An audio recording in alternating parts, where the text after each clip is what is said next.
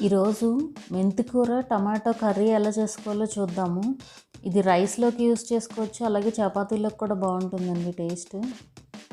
దానికోసం ముందుగా ఒక ప్యాన్ తీసుకుని అందులో కొద్దిగా ఆయిల్ యాడ్ చేసుకుని ఎండుమిరపకాయలు, ఆవాలు, జీలకర్ర యాడ్ చేయండి.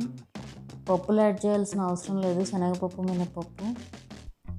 అలాగే కరివేపాకు కూడా యాడ్ చేసుకుని ఫ్రై అవనివ్వండి.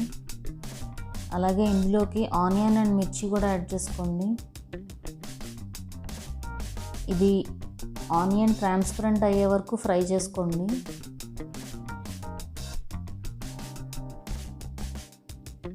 ఇప్పుడు ఇందులోకి కొద్దిగా అల్లం వెల్లుల్లి పేస్ట్ యాడ్ చేయండి. అది పచ్చివాసన పోయే వరకు ఫ్రై చేసుకోవాలి. ఈలోపు ఆనియన్స్ కూడా వేగుతూ ఉంటాయి కదా.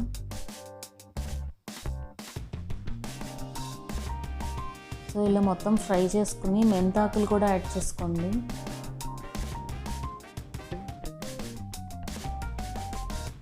ఈ ఆకు అనేది ఈజీగా ఫ్రై అయిపోతుంది కదా. జస్ట్ ఒక 2 minutes పాటు ఇలా ఫ్రై చేస్తూ ఉండండి. ఇలా దగ్గరకు వచ్చేస్తుంది అంతా. ఇప్పుడు ఇందులోకి టొమాటో యాడ్ చేసుకోండి. నేను ఒక 3 tomatoes యాడ్ చేశాను.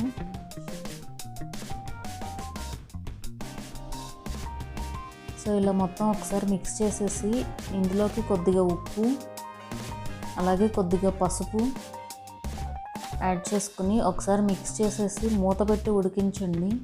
ఆ టొమాటో అంతా కూడా మంచిగా కుక్ అయిపోవాలి. సో ఆ టొమాటోస్ కొంచెం సాఫ్ట్ అయ్యే వరకు ఉడికించుకోండి.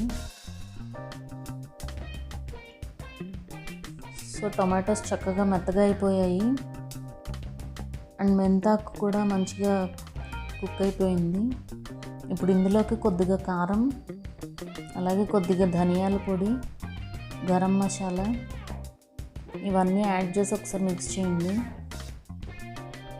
ఈ ఫ్లేవర్స్ అన్నీ కూడా మొత్తం కలవడానికి కొద్దిగా వాటర్ యాడ్ చేసుకోండి. అప్పుడు మనం యాడ్ చేసిన ఈ పౌడర్స్ అంతా కూడా ఆ కర్రీకి పడుతుంది. టొమాటో అండ్ మేతి ఆకులకి అన్నిటికీ కూడా పట్టి చాలా బాగుంటుంది టేస్ట్.